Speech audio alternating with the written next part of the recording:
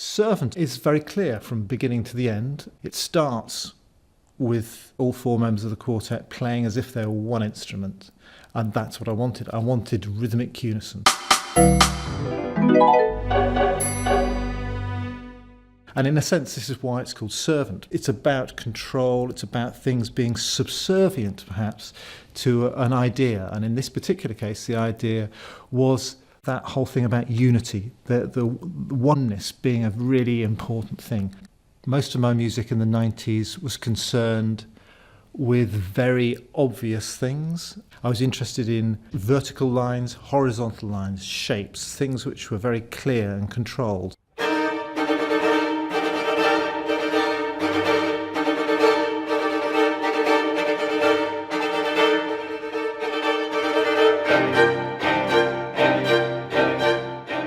The opening of the quartet actually involves three sort of little subsections.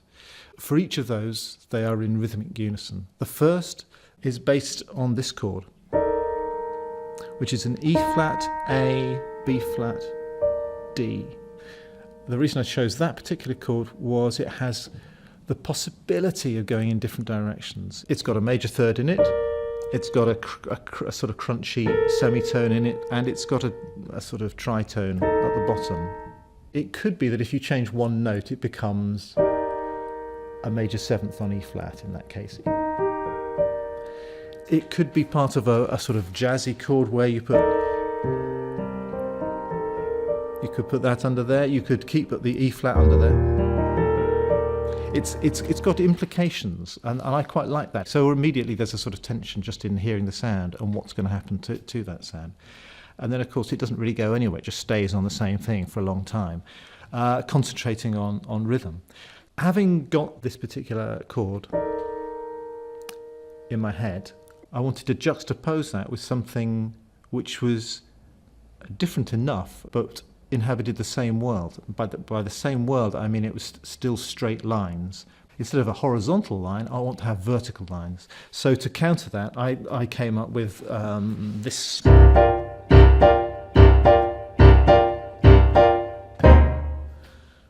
That is jumping about, and it's very different from the dum, dicka dicka dum, dicka dicka dum, dicka dum, dicka dum rhythm of the opening first subsection.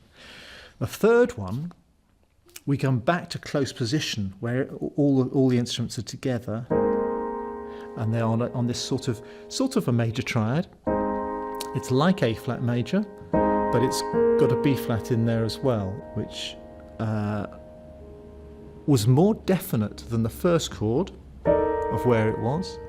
This is definitely a triad, it's just a bit smudged. I can then use the harmony from that as it expands, so that it starts using these notes.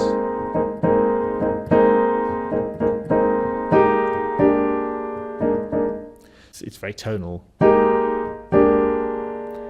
Although it's still based on the A flat at the bottom, fundamentally that's a B flat 7.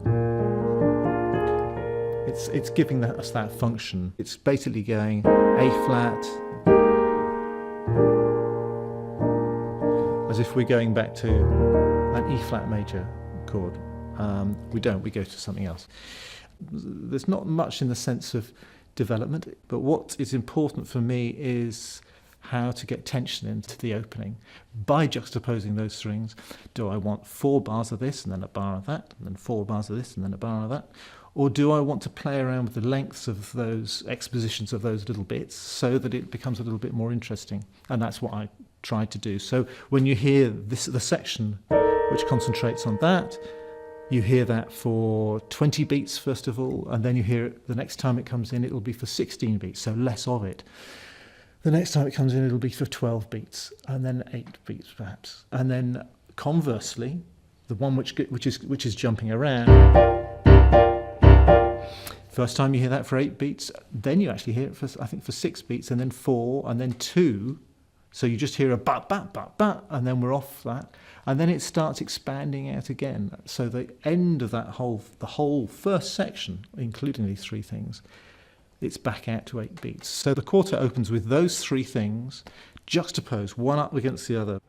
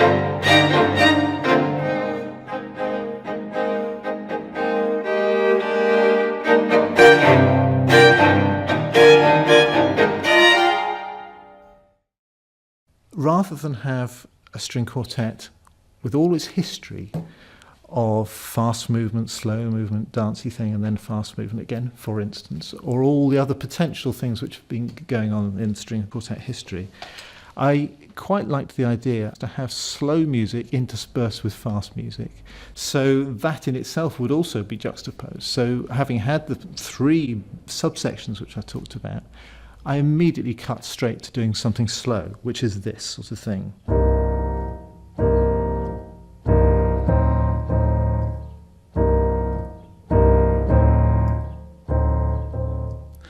Now that occurs for a short period of time before we then return to the original stuff. And for the next 5-6 minutes, what happens is there's a juxtaposition of these elements. But the main thing which happens in this period is the splitting up of this one instrument machine into initially two voices, where the first violin and the cello are paired against the second violin and viola. And then slowly other instruments break off until you've got them all breaking off. It's actually the first time an instrument breaks off, strangely enough, is on this slow section here, which I was just playing you, where just at the end of it, just a hint of an instrument splitting away when it resolves onto the consonant chord. Everything together.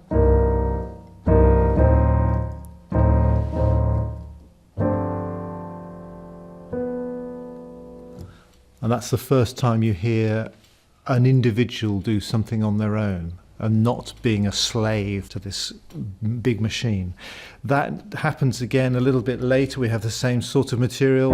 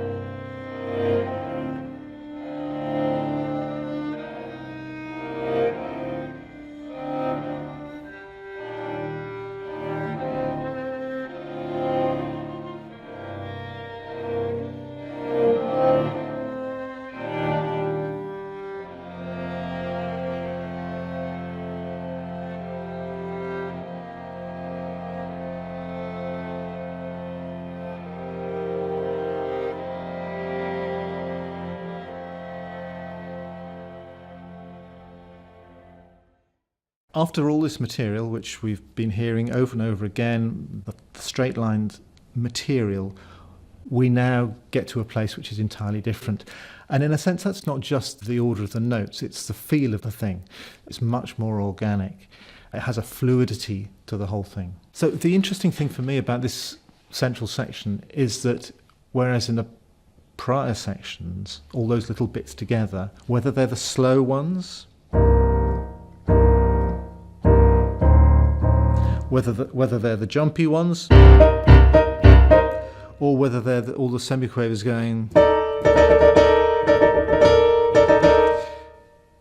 they do one thing. They're just about one thing. Each time you hear something, it's about that thing.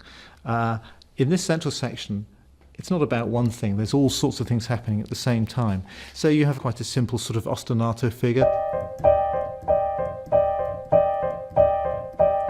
which rocks, goes to a different harmony, and then returns. Against that you have a viola line which goes, which is semiquavers, 16 notes against that. And also we have the cello line which sustains across and just descends. It's much more fluid. It's also quite easy to assimilate, I feel, this sort of music after the slightly chunky quasi-aggressive nature of the previous material. What I then do is I slowly incorporate bits from that first section into this second section.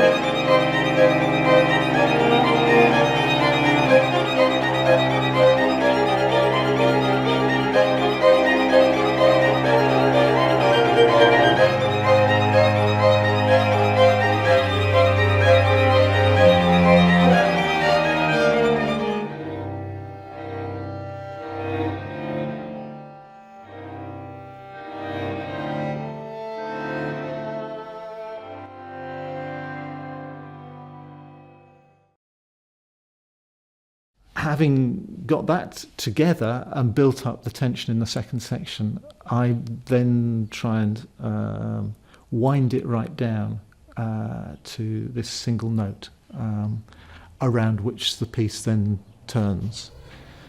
The first thing which happens is there's space, because there's not really been much in the way of space. Yes, we've had slow material. There's not been any space for nothing to happen very much. With me in this first half of this piece, I've been juxtaposing blocks of material. Then I bring in the fluid second section, and then I juxtapose on top of that. So the expectation had been built up probably over the previous 7 or 8 minutes of music, that things were always changing. They're doing this, they're doing that. Yeah, we're going down to some slow music, and now we're off again. We're in this big ba-da stuff, and then it all comes back down to this one note, and then you're sort of thinking, what next? And that's the sort of thing I wanted to carry on. As the instruments come in, they warm. It's a much warmer sort of feel to me as well.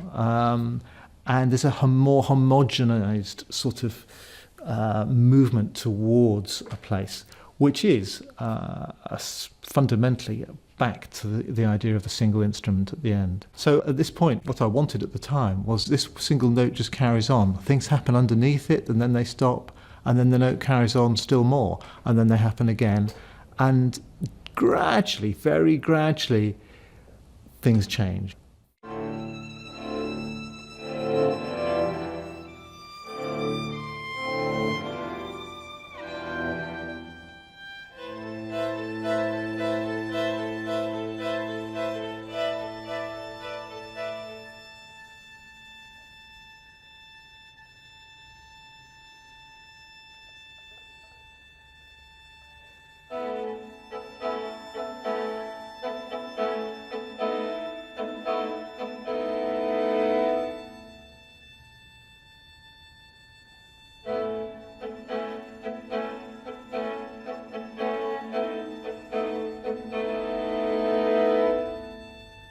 Slowly I reintroduce the juxtapositions again, and the material from earlier comes back, but I sort of view it differently now, because we've had what we've had in the past. What you listen to in that moment is still informed by what's gone on before. So the first time you hear this, the rearticulation of the same chord, which creates the first subject, that's fundamentally where the piece is heading towards at the end. It heads towards a single chord being articulated from the position of a single instrument. But it's changed, of course, because we've had all the intervening stuff. And so when we actually finally get to the end of the piece, which happens to be the same sort of rhythmic stuff that we had at the beginning, that's completely different now. And instead of it being built around a close chord like this, it's built around chords which are more open and wide like this. I'm playing individual notes. Each instrument is double stopping, so you get that on the cello, viola, second violin, and first violin. So it's a much wider expanse of chord. The range is much bigger, but also it's much more rooted. Whereas that was the ambiguity of that chord has completely gone. We now know exactly where we are. We've got a fifth in the bass based on G. It's not a minor chord just on its own. It's got lots of other things in it, and in fact it changes. So that chord changes after a few bars. It'll change to this chord, and then it'll change back again. So there's a slight rocking between these chords.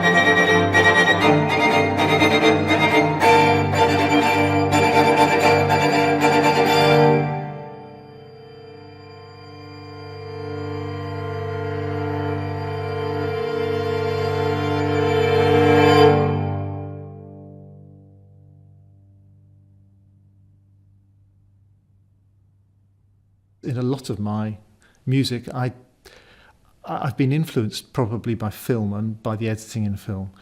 North by Northwest is a cracking example, I'd say, that there's a lot of the film where the film I won't go into the film in too much detail, but there's a central section of the film where nothing is said for 11 minutes. And it's when Cary Grant is it's a very famous moment where Cary Grant is waiting to be met by somebody, and he's in the middle of this very flat, desolate agricultural landscape with maize and so on. And he's waiting there. Nobody says anything for 11 minutes. There's not even any sound for a long time. there's the expectation of somebody arriving, and then they don't arrive, they just drive past. It's that sort of thing which goes on. In the end, he gets chased by a plane. That's a spoiler. But the reason I think that is so brilliant is because of what we've had leading up to it as well. It's not just that moment there, it's the editing prior to that, and suddenly you've got this moment where it's all just it's all going horizontally along, and there's not been any particular juxtaposition of events or people or different scenes. It's all one scene, and you can really, it's just superbly positioned, I think, in the film.